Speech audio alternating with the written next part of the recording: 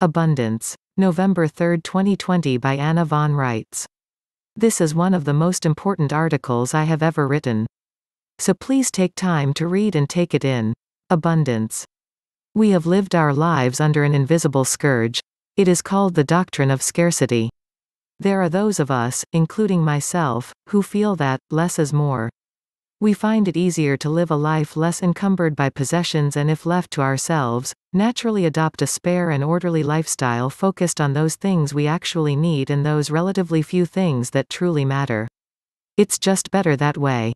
Simpler, less stressful, less cluttered, less wasteful, more enjoyable, more time to enjoy what actually matters. The doctrine of scarcity is not anything akin to that joyous, voluntary, clean living acceptance of a simplified lifestyle focused on actual needs and true sentiments. The doctrine of scarcity is a selfish, mean-spirited, and coercive organizational policy that was adopted by the Roman Curia at the same time as modern consumerism was being jammed down our throats. The doctrine of scarcity demands the purposeful creation of scarcity, to be used as a tool to drive people from pillar to post, a means to force people to comply with whatever demands are made of them simply to have enough food, water, heat, and other necessary basics that are needed to be comfortable and healthy. And also, at the same time, make it appear that money is so very important and so very, very valuable. These two things, coercive control of people who are artificially impoverished, and promoting the idea that money is necessary and supremely valuable, serves to benefit those who make money out of thin air or little blobs of metal or pieces of paper. The push of consumerism is the right hand to the doctrine of scarcity's left-hand shove, and we get stuck in the middle. At the same time that commodity production and supply of everything from dollars to donuts is being suppressed under the doctrine of scarcity, we are assaulted 24/7 with propaganda telling us how much we really need that Big Mac, the latest computer gadget, the 8,000 square foot home and the new car plus the vacation motorhome. These two things, consumerism versus doctrine of scarcity, juxtaposed against each other, have resulted in constant pressure and stress being applied to us, creating a form of psychic war. And it's all completely and deliberately manufactured to benefit our tormentors. On one hand, no effort has been spared to convince us that we need a new Lexus every year and are somehow unworthy of care and notice if we can't afford that or don't want that. And on the other hand, we are browbeaten and told how deep in debt we supposedly are and given all sorts of bogus reasons for why we must trade our labor and time on earth for almost nothing, and have a large portion of what we do receive taken back as taxes and fees. When the truth is that we don't need and probably, if truth be told, don't really want a new car, and furthermore, we aren't in debt to anyone except maybe our own ancestors, and of course, to our Creator. Once you start sorting through all the tripe you've been fed all your lives, it becomes apparent that there is an organized effort to delude you about the importance of money, about the scarcity of commodities, and even about your own needs and desires. I woke up one day in 1972, noticed that I had 6 pairs of shoes and at most, needed 2 pairs of shoes, plus a pair of winter boots. Starting from that basic observation, I noticed that I had a lot of junk I didn't like, didn't need, and wasn't using, while other people around the world were starving and really did need a pair of shoes.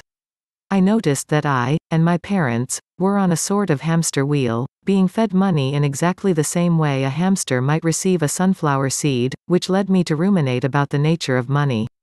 Once I really sat down and thought about the entire concept of money, I laughed out loud, because it's such a preposterous and obvious fraud scheme. Money is a manufactured commodity. A widget. And a very simple widget, too. So how could billions of people be enslaved to a widget? 2 conditions are required. 1, people must be convinced that the widget has value, and 2, the widgets are kept in short supply, so as to promote the illusion of value. So we are enslaved by our own belief in an obvious lie, and scarcity of the widget promotes that belief. Simple enough. And then the next step is to look at who benefits? As Gomer Pyle said, cui bono. Well, obviously, the illusionists who are in the back room producing and controlling the supply of widgets benefit tremendously from this magical transformation of fact to fiction, bread to symbol of bread. And just as obviously, there are 2 kinds of people in this world, those who are sucked in and believing this crapola, and those who see it for what it is, in other words, the rest of us versus the Illuminati. So long as they can keep the rest of us from looking behind the curtain, they are in control of the entire world and we are on our hamster wheels, working for them. But, wait a minute, God created all the natural resources in the world, and gave them to us all as a gift. And we, by our work both physical and mental, create all the products and value-added commodities. We even print and stamp and produce all the money. So the truth is that as inheritors of the wealth of this planet in all its myriad forms, we are all richer than Midas, and, as sentient beings imbued with our Creator's own power to create whatever we wish, we are unimaginably powerful, too. But we are kept in chains from birth to death by lies and illusions and mistaken beliefs that keep us on a hamster wheel, begging for our next tiny piece of cheese dropped from the miserly unseen hand. What a bunch of bunk. Now that we are on the cusp of an entirely new and revelatory realization that the entire monetary system as it has hitherto existed is bunk, we are left with the creative opportunity to transform what was a tool of oppression into a simple tool at the service of everyone, including and most especially, those in need. And that is what I and my friends have proposed to do, much to the chagrin and outrage of those who have benefited themselves so grossly and so inflated their egos as to imagine that they would never be found out and held to account for the evils they have perpetuated on their fellow man in the name of a false god, Mammon. Now, then, all those who have been clamoring like hungry puppies, please calm down. And likewise, all those so indoctrinated into the big lie that they imagine that their piece of the pie will be smaller if they let other people come to the table. The wealth of this earth and of our creative gift is so completely, mind-blowingly unimaginable, that there is no reason for anyone to go without anything they need ever again. We are set free to create and enjoy true abundance the moment we shed ourselves of false beliefs. All of us, together, brothers and sisters of one divine Father and Mother.